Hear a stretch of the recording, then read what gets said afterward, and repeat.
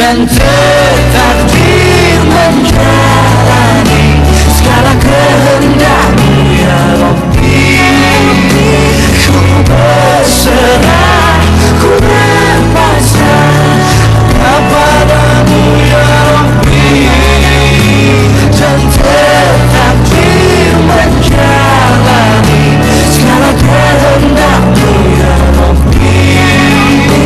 Ku berserah, ku berpasrah kepada-Mu ya Rabbi, hanya padamu ya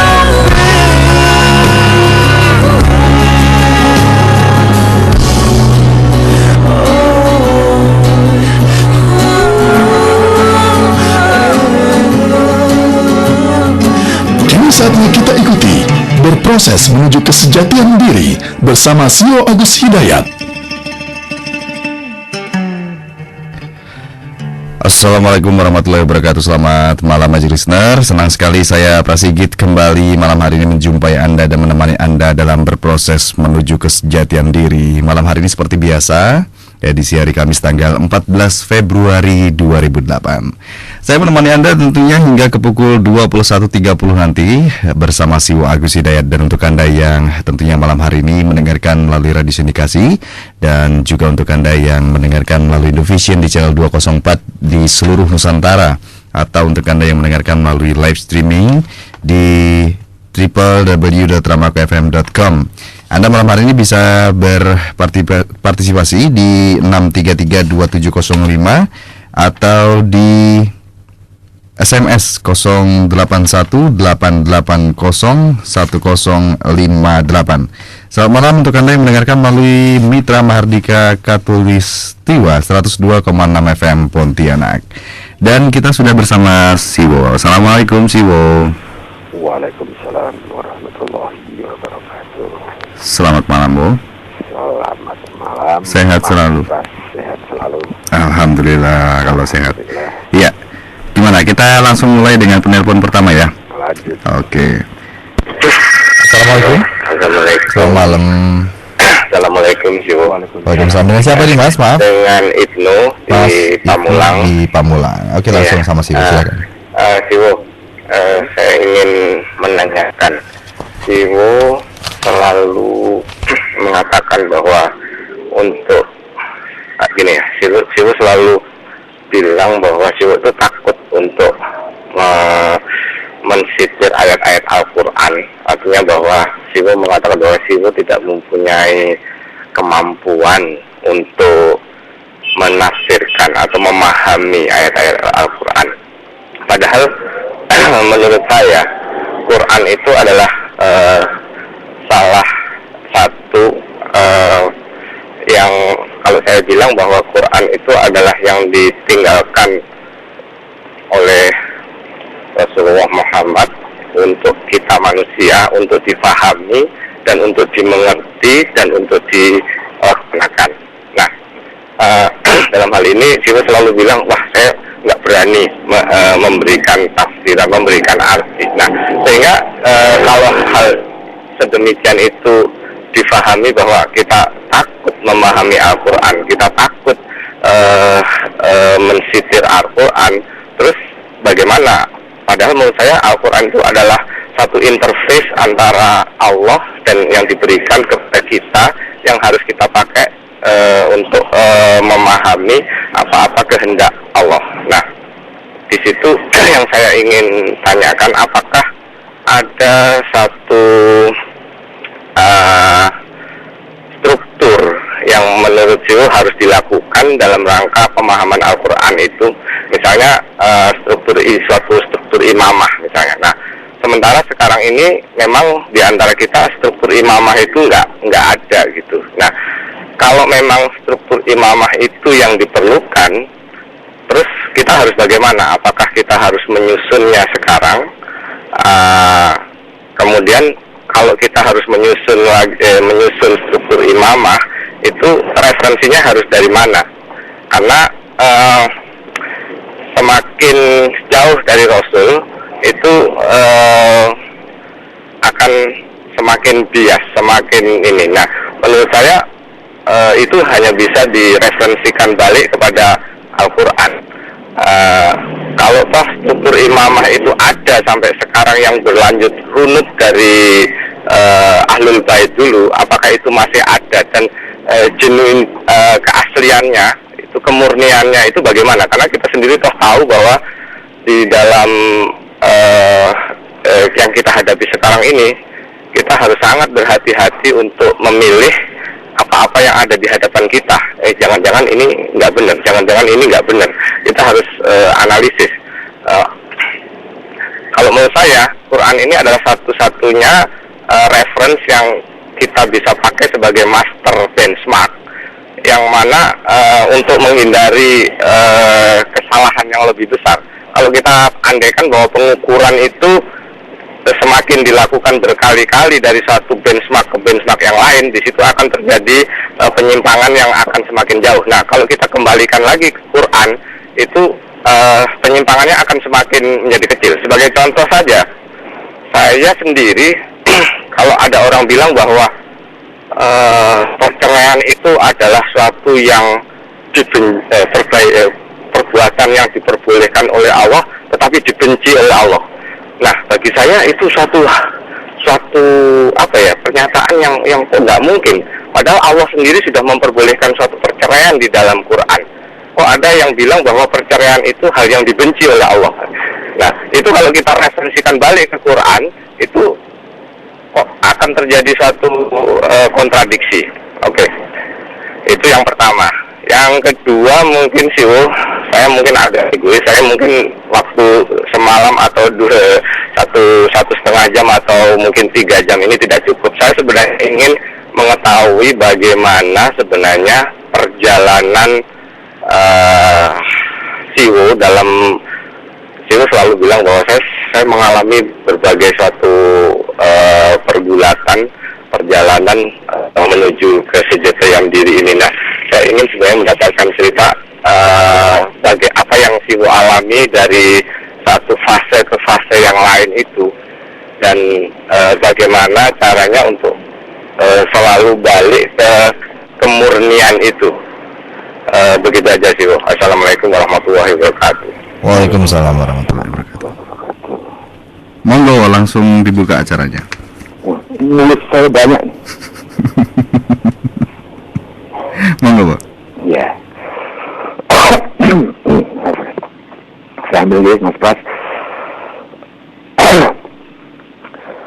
Kepada seluruh majelis listener, beserta seluruh staf dan keluarga bersamaku, semoga kalian diberkahi dan semoga kalian mampu berproses menuju ke sejatian diri, berlari menuju sang ilahi Robbi. Kepada seluruhnya, Assalamualaikum warahmatullahi wabarakatuh. Bismillahirrahmanirrahim. Walhamdulillahirabbil alamin. Wassallallahu ala Muhammadin wa alihi thayyibin at-tahirin. Wala haula wala quwwata illa billahil aliyyil azim. Majelis yang berbahagia. Alhamdulillah, syukurillah.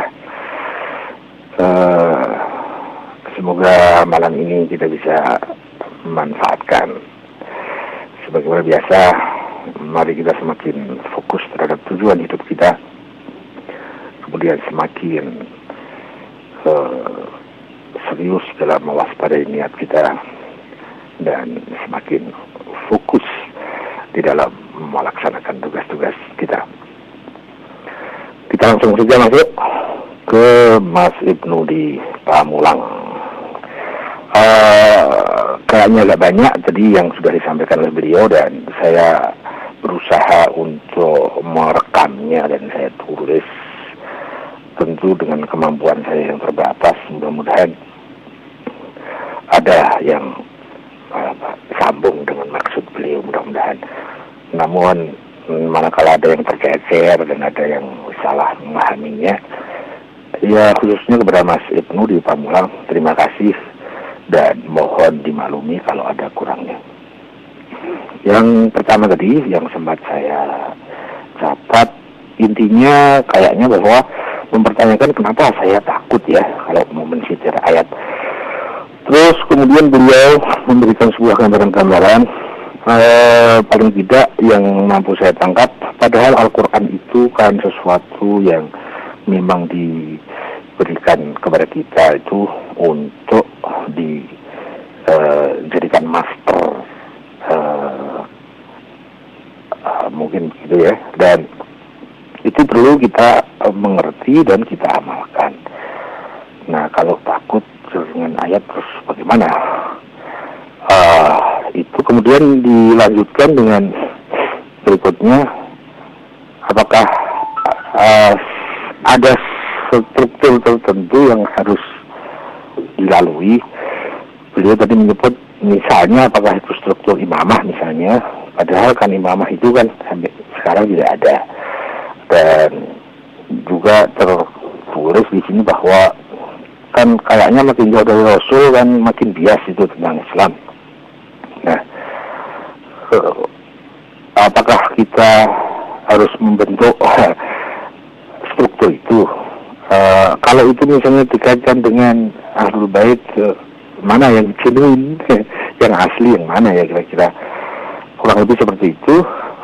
Dan beliau memberikan satu contoh manakala kita tidak menggunakan Al-Quran sebagai master, kita akan misalnya tadi dicontohkan bahwa bagaimana mungkin ya satu cerai itu dituliskan tapi kok dibenci, ya gitu kan. Kalau kita kembali ke Al-Quran kan itu menjadi lebih enak, mungkin begitu kali. Kemudian yang kedua,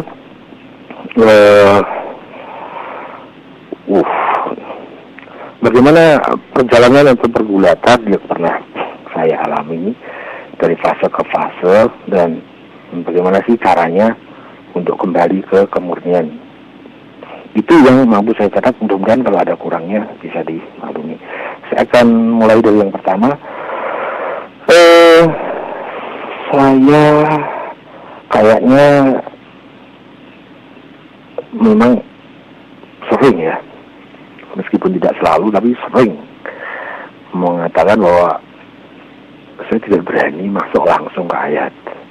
Saya tidak berani menafsiri ayat.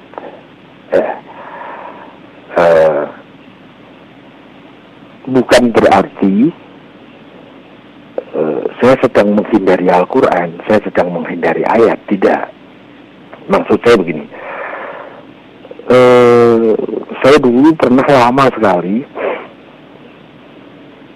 dengan segala kepedean saya, ya gitu, ada ayat, berusaha untuk difahami kalimat per kalimat, kata per kata, kemudian dibantu dengan misalnya ada yang terjemahan, nanti dibantu lagi dengan indeks atau kamus-kamus yang lain lah, dibantu juga dengan kamus-kamus istilah misalnya. Nah, kemudian mencoba untuk mengeksplorasi atau yang lazim disebut menafsiri itu. Namun di kemudian hari saya mendapati banyak sekali ketidakefektifan cara saya itu, dan bahkan sekian kali, dan mungkin saya bisa membuat ensiklopedi bagi diri saya, sekian ratus saya terjebak dengan pengkais-kaisan saya sendiri itu. Saya merasa bahwa ini ayat ini begini gitu kan, dengan saya eksplor sendiri, dengan saya urai sendiri sesuai dengan kemampuan saya. Tapi di kemudian hari ternyata nanti itu begitu banyak keterjebakan pemahaman saya pada dengan cara saya itu. Nah, setelah kemudian berproses lagi dan ada mungkin tambahan-tambahan wawasan-wawasan, ada tambahan referensi-referensi gitu, sampai satu ke pemahaman baru, satu kesimpulan baru bahwa tidak bisa saya melakukan lagi hal-hal yang seperti itu, karena masuk ke ayat atau menafsiri ayat itu butuh syarat-syarat yang ternyata sangat tidak mudah. bukan sekedar masalah gramatika bahasa saja, tapi juga bukan hanya masalah sastra saja. Sastra dalam hal ini adalah sastra Arab misalnya. Ternyata bukan hanya sekedar itu, bukan sekedar nahwu, shorof, balaghah, badi, mani dan seterusnya. Bukan sekedar itu ternyata, tapi butuh syarat-syarat yang lain yang sepanjang kajian-kajian yang saya ikuti waktu itu, saya renungi, saya diskusikan dan lain-lain, menyimpulkan bahwa tidak setiap orang itu relevan untuk langsung masuk kepada ayat, tetapi hanya diperbolehkan masuk ke ayat langsung itu bagi yang memenuhi syarat. Nah, itu pun kemudian pemahaman yang saya dapati, ternyata masih global yang saya pahami itu, meskipun sudah merubah sikap saya terhadap bagaimana saya masuk terhadap ayat-ayat. Lalu ternyata itu maksud saya sesuai apa yang saya pahami ya, itu ada pilah-pilah, ada tingkat-tingkat ayat-ayat tertentu yang hanya boleh dimasuki oleh syarat-syarat tertentu, dan nanti ada ayat-ayat tertentu yang lebih tinggi, yang membutuhkan syarat lebih tinggi, dan ada ayat-ayat khusus yang itu membutuhkan syarat-syarat khusus bagi siapa yang akan memasukinya. Nah, dari pemahaman-pemahaman itu, akhirnya ya saya nggak berani lagi gitu melakukan hal yang sama seperti kemarin-kemarin. Bukan berarti kemudian saya menghindar dari Al-Quran, tidak. Karena Al-Quran itu kan pedoman hidup. Nah, kita tahu deh tentang itu.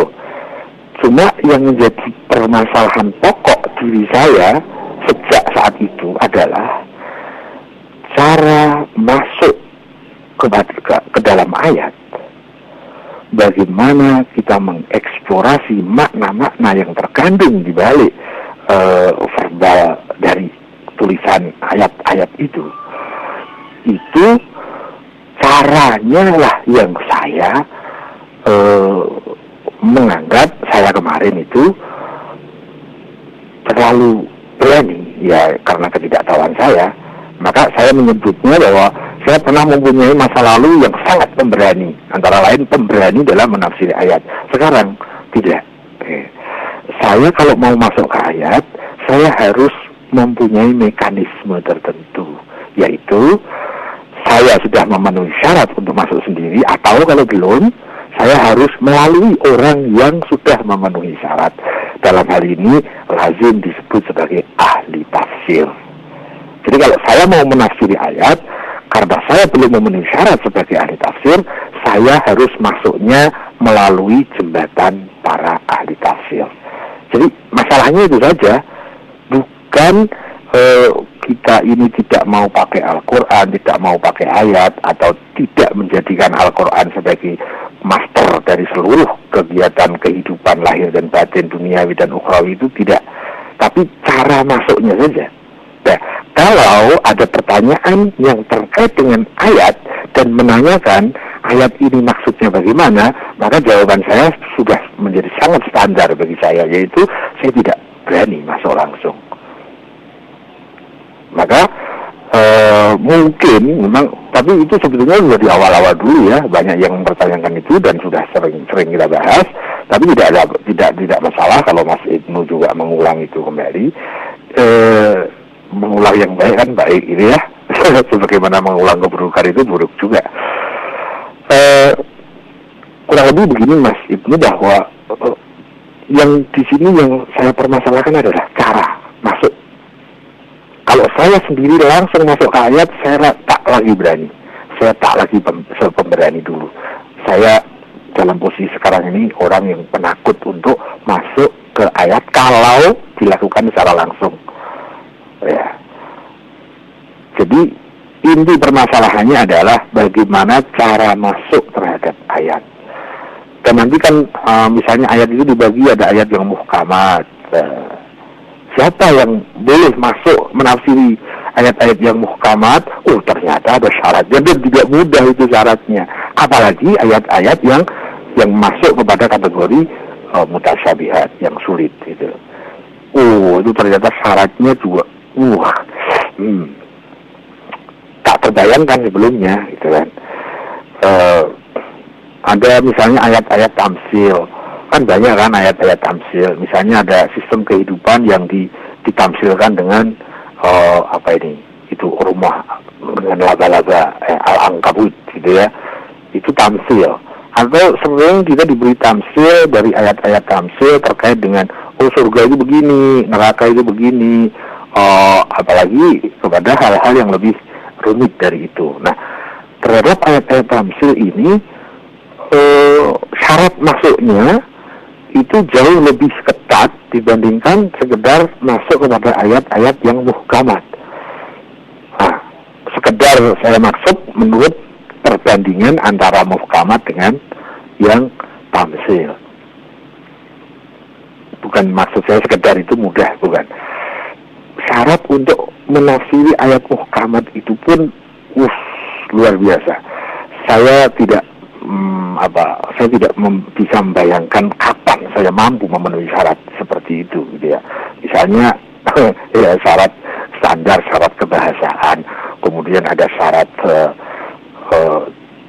dasar-dasar dan cara berpikir yang benar, dan bagaimana kaidah-kaidah yang disebut dengan akliyah, karena masuk ke nakli harus menggunakan akli, tidak bisa dengan sekedar berpikir bebas, nggak bisa, harus memenuhi syarat-syarat akli. Untuk masuk ke nakli hanya boleh minimal itu dengan syarat-syarat akliyah. Nah, nanti membahas apa sih sebetulnya syarat-syarat akliyah? Itu ternyata juga tak terbayangkan sebelumnya. Maksudnya sebelum saya membahas tentang masalah-masalah itu gitu ya. Jadi akhirnya saya menjadi penakut. Saya tidak berani sama sekali kalau masuk langsung ke ayat. Tetapi bukan berarti kita tidak menggunakan ayat, tidak dong. Kita menggunakan ayat, tapi cara masuknya melalui orang-orang yang memenuhi syarat, yang bisa memberikan jembatan kepada kita untuk masuk kepada ayat-ayat, makna-makna ayat, yaitu para ahli tafsir. Intinya yang saya lakukan sekarang, kalau mau memahami ayat, saya tak berani lagi langsung ayat ini kemudian saya terjemahin sendiri atau saya tafsirin sendiri. Saya sudah sekian kali ya, sekian banyak kali saya mengalami keterjemahan dalam saya memahami dengan cara seperti itu.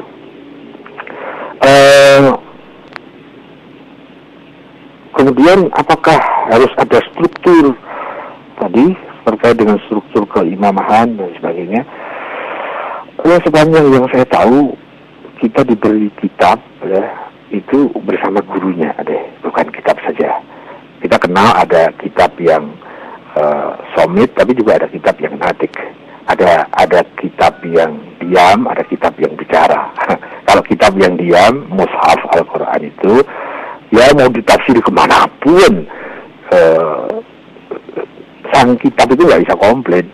Mau dibuat baik ya bisa, mau dibuat buruk juga bisa, untuk menipu orang juga bisa, bahkan banyak juga untuk merangkai jin-jin itu banyak juga dengan ayat-ayat gitu ya. Maksudnya ayat yang dalam makna mushaf Al-Quran itu. Tapi saya kira kita diberi tidak hanya sekedar kitab suci saja, tidak sekedar diberi rumus-rumus kehidupan, tapi juga dilengkapi dengan sang guru. Saya yakin kalau orang tidak memahami tidak piawai dalam satu masalah, kemudian dia mengajarkan masalah, maka yang terjadi akan bahkan menimbulkan masalah. Kalau Al-Quran itu tidak diajarkan oleh orang yang memenuhi syarat mengajarkan Al-Quran, saya yakin itu justru menambah masalah.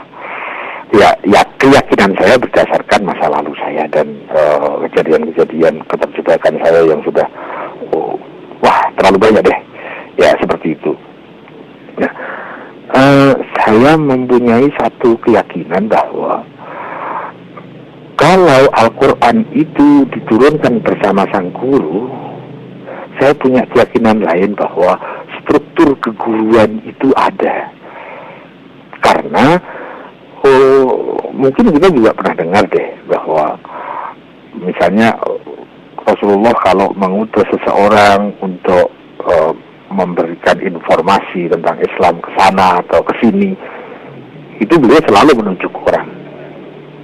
Ya, dan tidak setiap orang itu punya wewenang untuk mewakili yang penjelasan-penjelasan tentang Islam yang representatif terhadap keislaman yang dibawa oleh Rasulullah. Kayaknya itu sejarah atau tarikh tentang itu kayaknya jelas deh, bahwa Rasulullah mengutus si fulan untuk memberikan satu informasi dan penjelasan ke sana, kemudian si fulan yang lain ke sana. Dan yang tidak ditunjuk oleh Rasulullah, menurut yang saya pahami, dia tidak berwenang untuk menjadi juru untuk menjadi juru penerang, mungkin seperti itulah. Nah, saya meyakini bahwa sistem keguruan di dalam Islam itu ada, dan sampai sekarang pun saya yakin ada. Karena kalau tidak ada kekafahan makna dari Al-Quran, kesempurnaan Islam tak lagi bisa dicari. Mau dicari di mana kesempurnaan Islam? Apakah kita yakin Islam itu sempurna dan kesempurnaannya itu lestari di sepanjang zaman sampai akhir zaman? Kalau saya yang ditanya, jawaban saya ya. Cuma pertanyaannya, kita bisa mencari kesempurnaan itu di mana? Nah, kalau sistem keguruan yang itu runtut dari sang Rasul, ya akhirnya akan menjadi kesempurnaan Islam dan apa ya, totalitas nilai-nilai yang dikandung di dalam Al-Quran itu tidak akan bisa dicari. Karena itu hanya bisa dicari pada orang-orang yang dia pemahamannya terhadap Al-Quran relevan, representatif sebagaimana yang dimaksudkan oleh Allah dan Rasulnya. Ada satu kalimat yang saya catat bahwa kan sekarang itu tidak ada. Saya meyakini ada, meskipun saya belum tahu. Kan tidak setiap yang kita belum tahu berarti tidak ada, kan? Saya yakin Islam itu sempurna dan struktur itu pun sempurna dan ada di setiap detik, di setiap zaman dan di sepanjang zaman. Nah, permasalahannya adalah kita sudah tahu atau belum. Tidak setiap yang kita belum tahu itu berarti tidak ada. Nah, kayaknya beda dong. Kita belum tahu dan tidak ada itu masalah yang berbeda. Bisa jadi ada tapi kita belum tahu, kan sangat mungkin. Tapi saya meyakini bahwa karena saya meyakini bahwa Islam itu sempurna, maka sistemnya pun juga sempurna, struktur sistemnya juga sempurna dan pasti ada. Soal saya sudah tahu atau belum, itu masalah saya, bukan masalah Islam. Kayaknya begitu deh Mas Ibnu, saya mohon maaf ya. Mudah-mudahan tidak puas, nanti bisa dipuaskan melalui HP saja karena waktunya sangat terbatas. Terus tentang tadi bagaimana perjalanan saya, wah ini nanti aja Mas, kita tambah jam sharing Aramakonya ditambah di HP aja. Kalau cerita soal ini ya ya jadi bisa semalam nih, kurang kali. Tapi kurang lebih begini, dari seluruh intisari dari perjalanan yang mungkin kadang saya sampaikan sepotong-sepotong, kadang secara global, atau kadang dalam fragmen tertentu agak detail misalnya. Tapi dari semua itu sepanjang yang saya bisa simpulkan, saya mempunyai 2 formula dasar dalam kehidupan saya. Itu merupakan buah manis yang sebelumnya pahit, yaitu ada 2 formula yang saya pegang dalam rangka berproses menuju kedirian saya itu. Yaitu yang pertama adalah jalan menapak keilmuan dan jalan menapak keguruan. Jalan menapak keilmuan ada tiga poin tapi tak terputus, dan juga jalan menapak sistem keguruan itu juga ada 3 poin dan tak terputus. Jalan menapak jalan keilmuan, yang pertama, saya harus selalu mentaati kebenaran yang saya pahami sementara ini. Karena saya harus bersikap juga sekarang, maka saya harus yakin terhadap apa yang saya putuskan, yang saya lakukan sekarang. Nah, jadi saya harus selalu mentaati kebenaran yang telah saya pahami sekarang. Nah, berdasarkan pengalaman-pengalaman, kemudian kan muncul juga formula yang kedua, yaitu karena begitu banyak pemahaman-pemahaman yang belum saya tahu sekarang, dan saya belum bisa membayangkan karena memang saya belum tahu, saya harus ikuti kepada poin kedua. Saya harus selalu membuka diri terhadap informasi-informasi, dan saya harus selalu mencari kebenaran yang lebih tinggi yang sekarang saya belum tahu. Manakala saya mendapatkan kebenaran yang lebih bermutu dari kebenaran saya kemarin dan sekarang, maka dilanjutkan ke poin ketiga, saya harus berani untuk merevisi kebenaran saya kemarin dengan kebenaran saya sekarang, kebenaran saya sekarang dengan kebenaran saya yang akan saya dapati nanti, dan saya harus berani berubah dari kebenaran yang kemarin kepada kebenaran yang lebih bermutu dan lebih tinggi. 3 poin itu tidak terputus. Kita akan kembali lagi ke poin yang pertama. Saya mentaati kebenaran yang saya pahami sementara ini, yang sudah saya pahami sekarang, dan dilanjutkan lagi dengan mencari kebenaran yang lebih tinggi. Jadi kalau tadi Mas Ibnu mengatakan kita kan harus harus sangat hati-hati di dalam memilih. Jangan-jangan ini yang nggak benar, jangan-jangan ini yang nggak benar. Ya, saya justru asik dengan yang seperti itu. Jadi bahkan kalau ada gelar-gelar yang aneh dari masyarakat gitu ya, dulu itu bilangnya apa ya, ada Islam murni, ada Islam suci, ada Islam Islam aneh. Justru saya tertarik itu. Jangan-jangan dia yang benar ya. Saya justru mengembangkan cara yang seperti itu. Jangan-jangan dia yang lebih benar dari apa yang saya pahami sekarang. Jadi kayaknya kebalik yang saya kembangkan dengan yang disampaikan oleh Mas Ibnu tadi.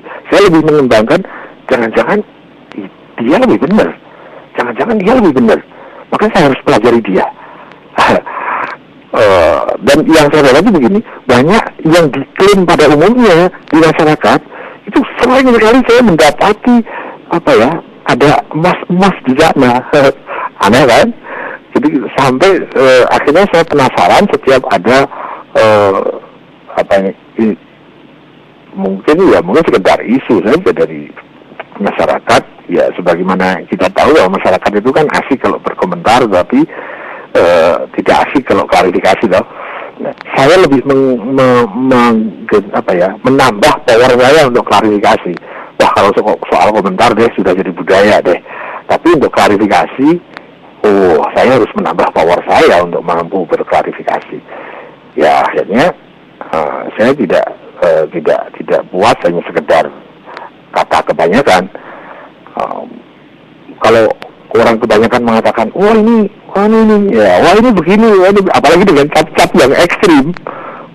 Justru saya mempunyai pemikiran begini, jangan-jangan dia yang benar ya, kali dia yang lebih benar ya. Ya, itu semangat itu tetap membara, dan saya juga masih mempunyai kerangka, jangan-jangan yang dimaksudkan Mas Ibnu itu ada yang lebih benar yang saya belum mampu tangkap. Ya, seperti itulah. Itu yang pertama. Kemudian formula besar dalam kehidupan saya yang kedua adalah menapak jalan keguruan, yaitu setiap saat kita harus punya guru. Bagaimana untuk bisa seperti itu? Yaitu ada poin yang pertama, saya harus mentaati guru kebenaran yang saya pahami sekarang. Ya, waktu itu secara praktis bahwa ada orang-orang yang sangat mempunyai saham dan pengaruh terhadap diri saya dalam rangka menuju kebenaran dan sumber kebenaran. Beberapa orang saya nominasi menurut kemampuan saya, dan wah ini layak, ini saya sebut sebagai guru saya sementara ini. Dan ternyata ada banyak. Ya, akhirnya saya harus berani memilih salah satu yang menurut saya beliau yang paling besar magnetnya, yang paling besar sahamnya, paling besar pengaruhnya terhadap saya dalam rangka saya untuk menyempurnakan diri. Dan begitu seterusnya, saya harus berani mendudukkan saya sebagai murid. Soal beliau tidak mau saya posisikan sebagai guru, itu urusan beliau. Urusan saya adalah tugas saya, urusan beliau. Waktu itu begitu. Jadi banyak orang-orang yang saya anggap guru, tapi beliau sendiri tidak mau dianggap guru. Tapi saya tetap mendudukkan saya sebagai murid beliau, dan saya mencoba mengkais-kais apa etika seorang murid terhadap seorang guru, dan itu mempunyai satu kekhususan tersendiri di dalam perjalanan karir kehidupan saya ini. Jadi beda pada saat saya tidak menggunakan formula itu,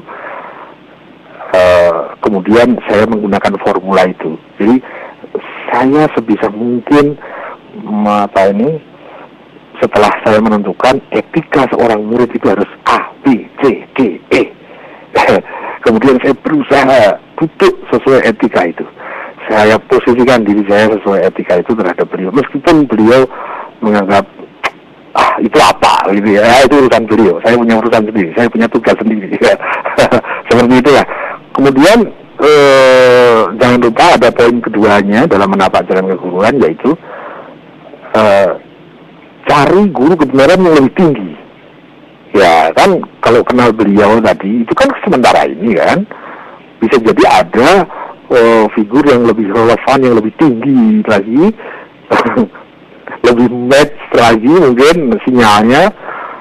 Nah, kalau kita ketemu, ya kita harus berani pindah dari guru sekarang ke guru nanti, dari guru kemarin ke guru sekarang, dengan syarat ya kita tidak tidak bisa itu dilakukan dengan serampangan. Harus sangat hati-hati dan sangat cermat, sangat jeli, kayaknya begitu. Nah, bila perlu ya kita bareng deh sama yang guru sementara ini ke guru berikutnya. Akhirnya tadinya saya dan beliau saya anggap jadi guru saya dan saya sebagai muridnya. Kalau ada alternatif guru yang lebih tinggi, bila perlu didiskusikan sama Pak Guru sementara ini. Oh, itu kayaknya dari guru ini jangan-jangan beliau lebih tinggi dari kita gitu ya. Nah, kalau kemudian ternyata data-data mengajak pemahaman kita ke situ, ya akhirnya yang tadinya semacam guru dan murid akhirnya jadi sama-sama sebagai murid, dapat guru yang baru. Tapi saya yakin seorang guru yang mempunyai kapasitas kepribadian seorang guru, saya yakin dia akan menghantarkan andaikan bisa disebut murid itu kepada guru yang lebih tinggi. Dan saya pernah agak ekstrim membuat satu semacam indikasi gitu ya. Kalau ada tadinya saya berguru kepada seseorang, tapi pada saat saya mau berpindah guru, dia kok merasa mungkin tidak rela gitu. Itu justru salah satu indikasi bahwa dia sudah tidak relevan jadi guru saya, gitu kan. Karena kalau benar-benar dia itu relevan jadi guru saya, dia pasti akan membawa saya kepada figur yang lebih tinggi, sebagaimana Rasulullah akan membawa semua umatnya itu kepada gurunya, yaitu Allah Subhanahu wa Ta'ala. Kurang lebih seperti itu. Dan semua itu tidak ada artinya apa-apa kalau kita tidak punya semangat berproses. Jadi dari seluruh perjalanan itu tersimpul dalam satu kata, berproses. Jadi sepanjang kita masih mau berproses, maka kita adalah calon orang-orang baik, calon orang-orang benar, calon orang-orang sukses, calon manusia masa depan. Tetapi kalau kita sudah lemah dalam berproses, atau apalagi merasa sekarang saya sudah sampai, sekarang saya sudah cukup, saya sudah ngerti betul Islam itu ini loh. Nah, itu menurut saya justru ini yang berbahaya kalau itu terjadi pada diri saya. Tapi kalau itu terjadi pada orang lain, monggo saja. Kan kita masing-masing merdeka, jadi biar aja. Kita harus kasih kemerdekaan juga kepada, ya kan begitu kan, Tuhan boleh kok gitu kan, mau mandek, mau berproses. Tetapi kalau dalam diri saya sampai mandek berproses, wah, itu menurut saya itu sesuatu skakmat bagi saya. Mati deh saya. Jadi mati dan hidup saya ada pada masihkah saya berproses atau tidak. Pada saat saya tak lagi punya semangat berproses, selalu merevisi diri, memperbaiki diri, maka saya sudah mati sebetulnya. Ya, begitu. Dan saya sangat berterima kasih kepada yang memberikan judul dari acara ini, yang tadinya dari keluarga Islami, yang beberapa kali saya agak risih dengan istilah ini, keluarga Islami. Keluarga Islami, memang Islam itu kayak apa? Itu keluarga Islami ya. Akhirnya dirubah dan ada seseorang yang berkenan untuk memberikan judul yang sangat relevan menurut saya, yaitu, dan saya sangat cocok dengan judul ini, berproses menuju kesejatian diri. Dan sifat kita di sini adalah sharing. Jadi bukan berarti saya sudah sampai kepada kesejatian diri kemudian mengajak para magic listener untuk berproses menuju kesejatian diri. Bukan, sama sekali bukan. Saya sama dengan penjenengan, sama-sama sedang berproses. Itu kayaknya yang saya bisa sampaikan. Saya mohon maaf ini mengambil banyak sekali waktu, ya karena memang harus banyak. Tidak bisa itu disaringkan dalam sepenggal waktu, tidak bisa. Saya khawatir nanti akan terjadi kita sudah hati-hati aja, tapi bias-bias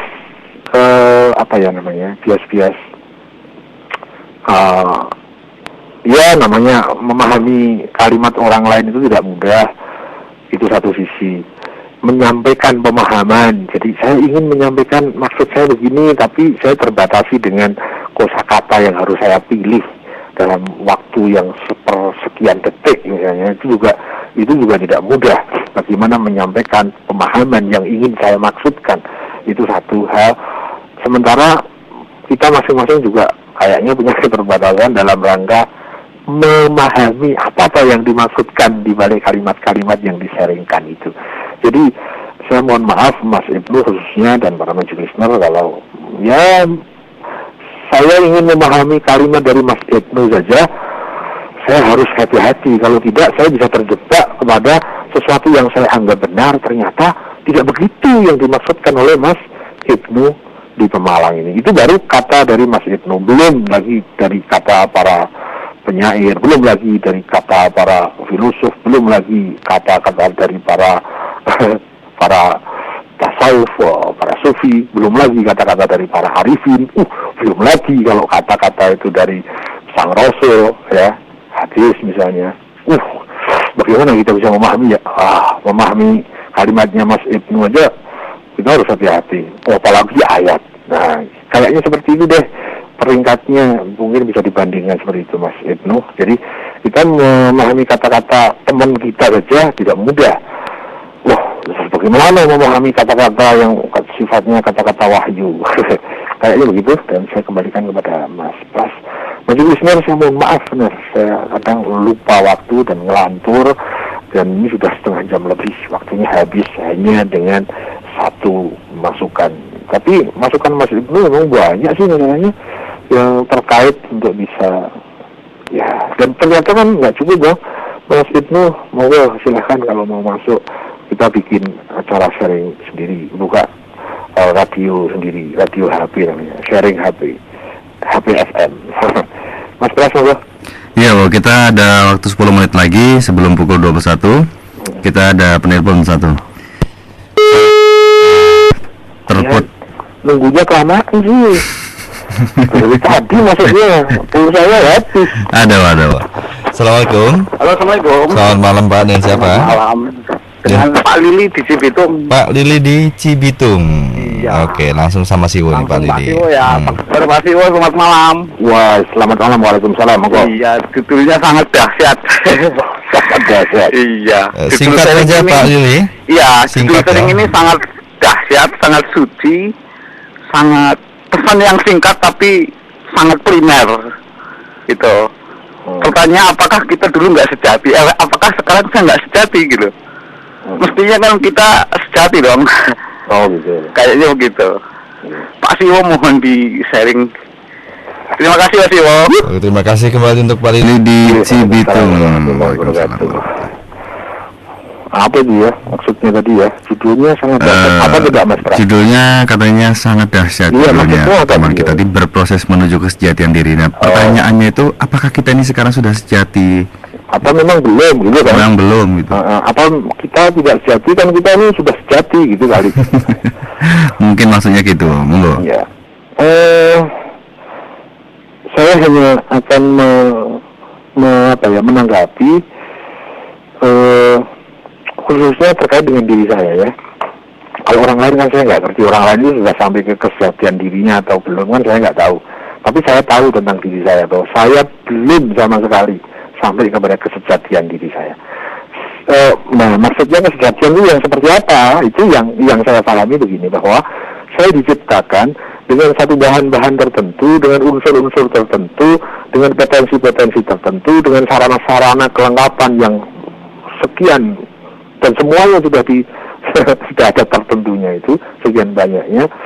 Sepanjang yang saya tahu bahwa saya diciptakan itu dalam rangka untuk disempurnakan. Nah, sehingga kemudian kita dilengkapi dengan panduan, dilengkapi dengan buku petunjuk, rumus-rumus kehidupan, diberi dengan kitab suci, diberi bahkan pasangan dari kitab suci itu, yaitu sang guru suci, bukan hanya kitab Al-Quran, tapi juga manusia Quraninya. Dan itu yang kita nggak bisa sebut satu-satu, tapi globalnya begitu deh. Dan saya diberi satu unsur ketuhanan yang dalam diri kita masing-masing, yaitu unsur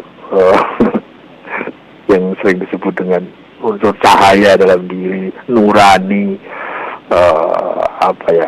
yang dalam bahasa teknis disebut sebagai akal, misalnya gitu ya.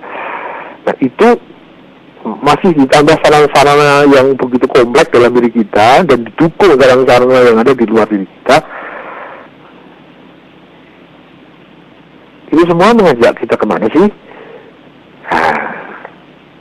Yang saya pahami itu semua disaranakan kepada kita, difasilitaskan kepada kita, masing-masing dengan fungsi, namun tujuan dan arahnya satu, yaitu untuk menyempurnakan saya. Saya itu bisa Mas Pras, bisa yang lain-lain juga. Kita semua deh. Kemudian diberi lagi satu fasilitas yang luar biasa yang namanya kehendak bebas. Ini juga sarana yang luar biasa. Dengan kehendak bebas itu kita bisa memacu diri sekencang-kencangnya, bisa melampaui dari hukum-hukum basicnya. Dengan kehendak bebas itu bisa melakukan percepatan semau Anda, itulah kali seperti itu. Sehingga dengan kemerdekaan dan kehendak bebas itu kita bisa mempercepat proses penyempurnaan kita sendiri dengan segala perangkat-perangkat hukum yang sudah diberikan kepada kita dan seterusnya. Dan nanti ada lagi fasilitas yang lintas alam. Ya, kita dimutasikan dari alam sebelumnya ke alam ini, nanti dimutasikan lagi ke alam sesudah ini, dan ada proses mutasi seperti itu. Ini juga dalam rangka menyempurnakan kita. Saya diciptakan, diberi potensi, diberi sarana, dukungan-dukungan, perkakas, perangkat, seluruhnya dalam rangka satu titik, menyempurnakan diri saya. Maka kalau saya tidak mau berproses untuk lebih menyempurnakan, maka saya menghilangkan seluruh dasar filosofi segalanya diciptakan yang terkait dengan saya. Ya, seperti itu. Dari kerangka berpikir yang seperti itu, maka saya mempunyai pemahaman bahwa kesejatian itu ditemukan di belakang, bukan sekarang. Ya, kesejatian dalam makna kesempurnaan diri saya. Atau kalau Mas Lili, ya kesempurnaan diri Mas Lili. Kesejatian diri Mas Lili itu bukan yang sekarang, tapi nanti.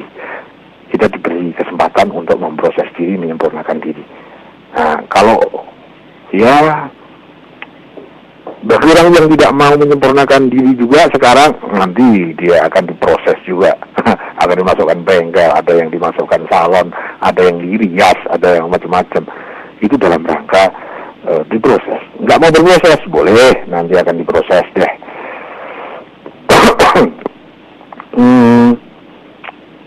Mungkin kalau tadi disampaikan sama Mas Lili bahwa apa memang kita sekarang belum sejati.